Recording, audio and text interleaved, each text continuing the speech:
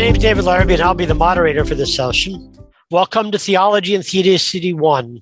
We have three presenters, Ryan Bebej, Victoria Campbell, and Dale Gentry. With that, I'm going to turn it over to Ryan.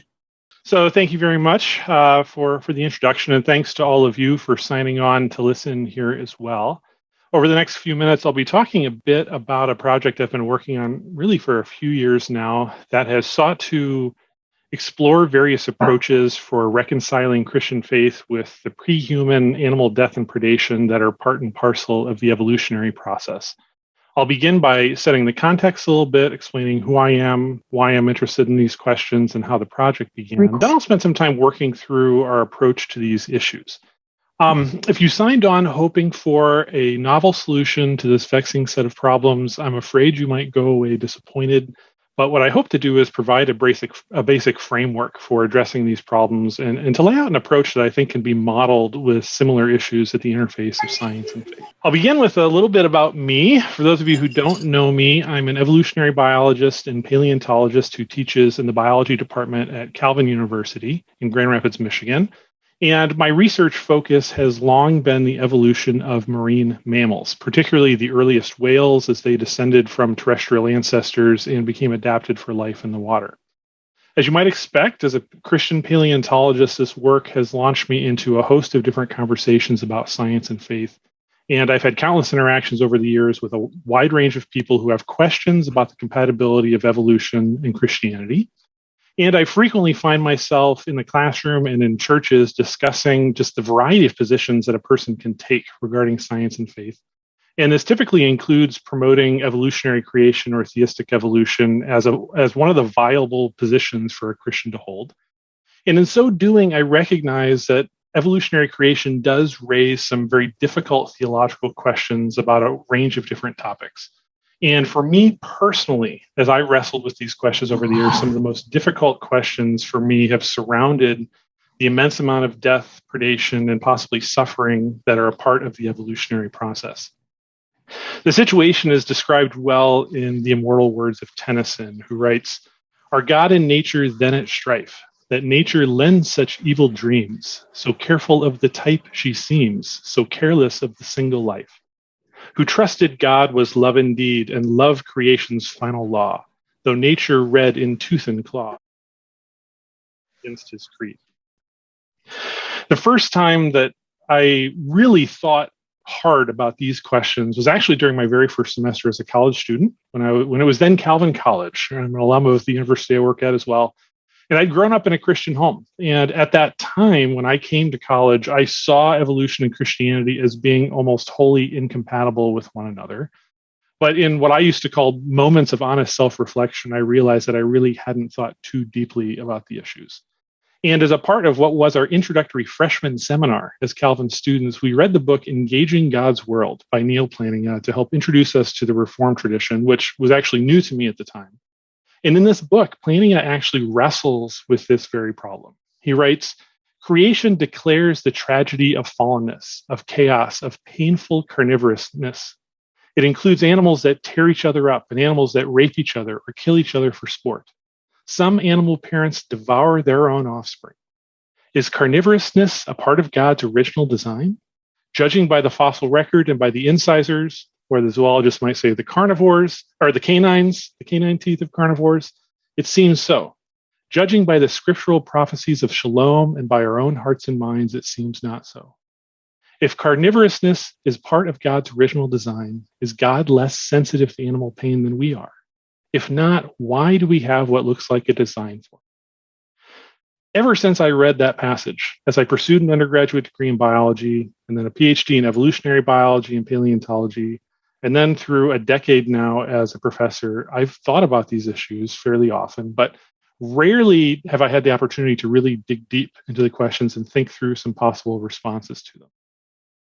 So a few years ago, an opportunity came up to participate in a program sponsored by Scholarship in Christianity in Oxford called Bridging the Two Cultures of Science and the Humanities. And this was a program that took me to Oxford for month-long seminars during each of 2 different summers, where I got to learn from eminent scholars across a wide variety of disciplines, and also devote some personal scholarly time to diving deep into the question of animal death and predation. I also had the chance through participating in this program to hire some student research assistants at my university. And I actually hired three of them, Harry, Laura, and Shannon. And together we formed an interdisciplinary team to think through these issues and try to define the lay of the land with regard to this set of questions. Specifically, we began with just this broad question: what are some of the possible ways that Christians might deal with the problem of pre-human animal death and suffering? And once we understood the basics of a variety of different approaches, we tried to assess, well, first and foremost, what do we gain with each approach? What are the problems that approach solves? But then secondly, what are the sorts of difficulties that each one of these approaches presents? And throughout all of this, given that we are working within a distinctly Reformed context, we were always considering how each approach may or may not fit within the bounds of our tradition. So together, we scoured recent books that had been written on the topic, and several of these are really excellent introductions if you haven't done much thinking or reading in this area. I'll highlight Christopher Southgate's The Groaning of Creation, which was the very first book that I read on this topic when I was a graduate student. And then Michael Murray's Nature Red in Tooth and Claw, which was published around the same time as Southgate's book. And then Bethany Solerator's more recent God, Evolution, and Animal Suffering. These are all really excellent introductions. I should note that Bethany was actually finishing up her book during my time in Oxford and had actually been assigned to me as my tutor while I was there. And so she was really instrumental in helping me really explore this topic just as I was getting going. And so we worked through these books together, my students and I, and the various rabbit holes that stemmed from them. And in so doing, we tried to construct a basic framework for thinking through these complex issues. Now, as much as I would love to be able to work through all of these in a really thorough and systematic way, I don't think the other speakers in this session would appreciate me using the entire parallel session time. So what I'm going to try to do here is highlight some of the basic ideas put forth by some of these approaches, along with some of the difficulties for them as well. I don't even, unfortunately, have time to sort of work through every one of these in even a summary fashion, but I hope that even without maybe giving you the details that you desire, that I'll be able to give you something new to consider and explore as I work through some of these different scenarios. My students and I began by exploring various fall-related scenarios, including the classical cosmic fall, argued by John Calvin and many others throughout Christian history. And this view posits that all forms of moral and natural evil, including animal predation and death, are due to the fall of humanity into sin. But this interpretation is problematic, especially for me as a paleontologist, when we look at all the fossil evidence and we see what to me looks like eons, right? Millions and millions of years of animal death and predation before humans could have ever been on the scene to sin. And so we explored some other fall scenarios that might solve this. William Dembski, in his book, The End of Christianity, posits that human sin may have retroactively impacted all of creation since the very beginning. Just as in an analogous way, Christ's death and atonement can save those who sinned and died before him. Or perhaps there was a pre-human angelic fall that corrupted creation and brought natural evil into the world before humans. This was a view that was famously argued by C.S. Lewis, among many others. But even these two latter fall positions present some difficulties, as they may have implications for the goodness of God, or the goodness of his creation, which would be difficult to justify if the world had been distorted by a satanic fall. And so we went on to explore some other approaches that don't necessarily rely on a fall to explain the animal death and predation that we see in the history of life on this planet. Some would argue that there really isn't a problem here at all. Michael Murray calls this approach neo-Cartesianism, and what it posits is that animals simply lack the neurological capacity to suffer, even when they're experiencing pain or being preyed upon. Any appearance of suffering or maybe grieving is simply us anthropomorphizing animal behavior. Even some thinkers, such as Murray, who do not advocate for this approach, actually point out that the evidence against this perspective is actually relatively weak. But I suspect that many people, especially those who love animals and have a lot of experience working and living alongside them, might not be comfortable with an approach like this. Certainly, we can never truly put ourselves in the seats of these animals' experiences to understand if they're truly capable of suffering in the same ways that we are. So many might advocate that we err on the side of caution and compassion, treating and considering non-human animals as capable of at least some suffering analogous to our own. If that's the case, then we need to consider other types of approaches. Those who accept the possibility of pain and suffering in non-human animals may deem that these things are simply necessary for the existence of some other good. And there are quite a variety of forms that these good harm analyses can take. And many of them are unpacked quite well by Southgate and the Groaning of Creation. One example might be the necessity of pain simply for self-preservation. We know that individuals who have Hansen's disease or leprosy experience a whole host of physical ailments because they cannot perceive when harm is being done to their bodies. So here, pain is essential for one's own well-being. Others might propose that some good harm analyses take the form of an only way argument. In other words, a natural world with evolutionary pain and suffering might be the only way to bring about moral sentient beings like humans. But I think while many might agree that there could be some validity to good harm analyses like these, there's still difficulty in accounting for the asymmetrical suffering that some individuals might experience for the benefit of others, either in the broader population or maybe countless years into the future of a species. Plus, the lack of redemption for individual experiences of suffering is problematic too. So some of these approaches may even lead some folks to reconsider some specific attributes of God, which may very well push against or beyond the bounds of many Christian traditions.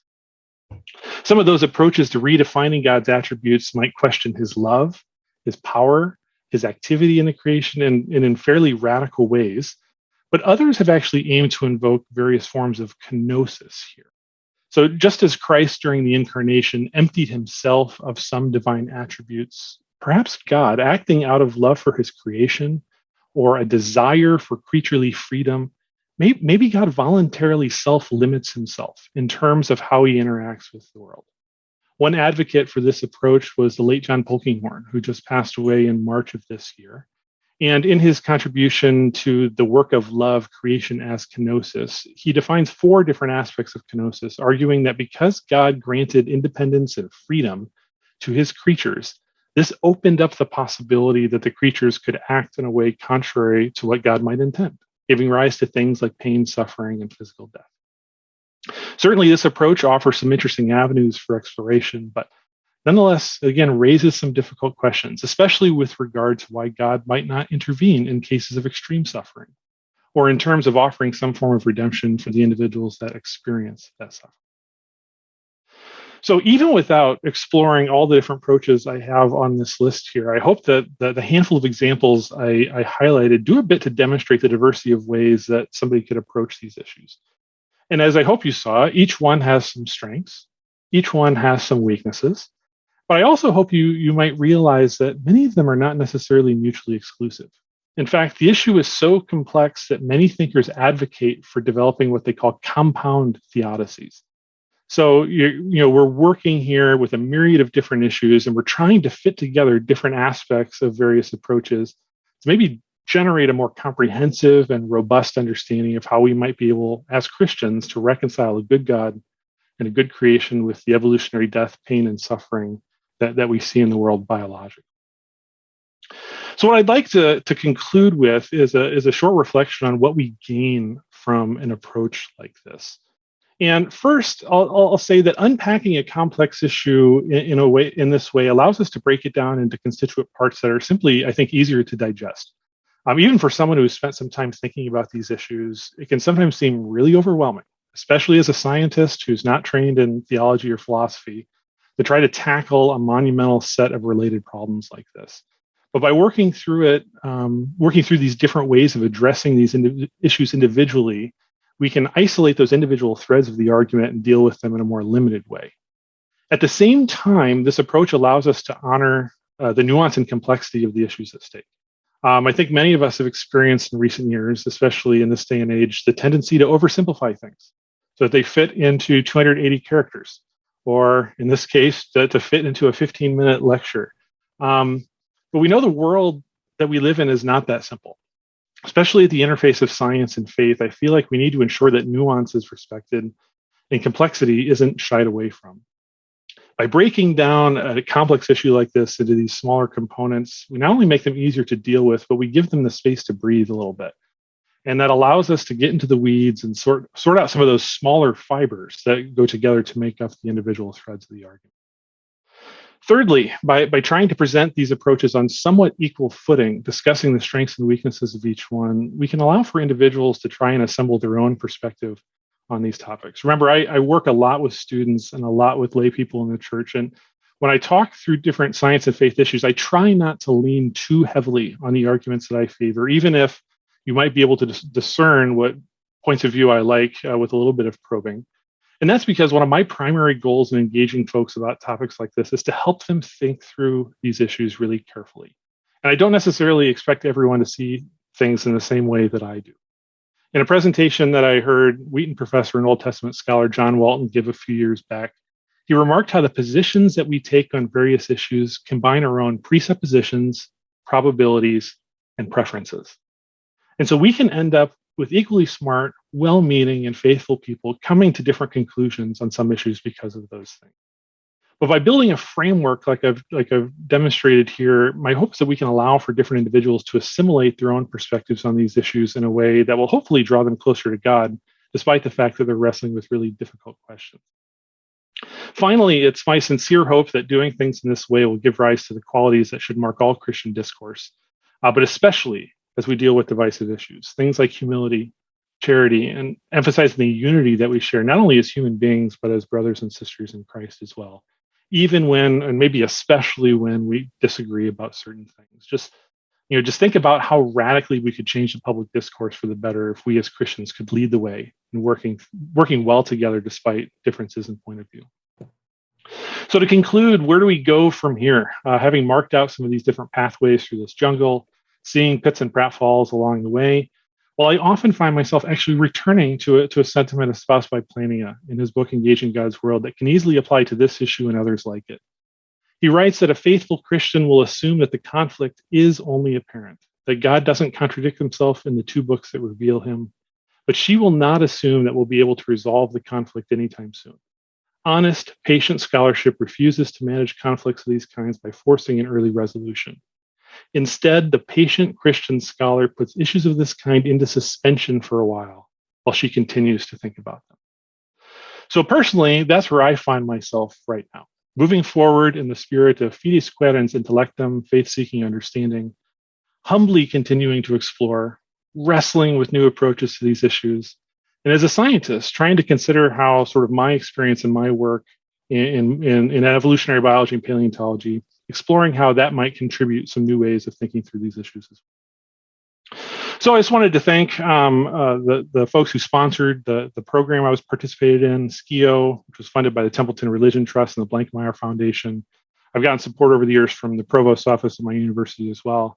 And just highlighting 4 key individuals here: Bethany Solareder, who I mentioned before, who was really helpful early on for me, and then the 3 students who helped me do this research during the academic year as well, Harry, Laura, and Shannon.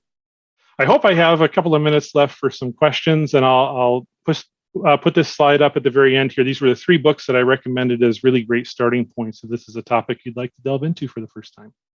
And with that, hopefully I can have a question or two. Well, thank you very much for that. I'm listening to the virtual applause. I do see a question in the chat box. So, Ryan, have you had an opportunity to read John Schneider's new book on the topic? Well, Mike, it's an expensive book.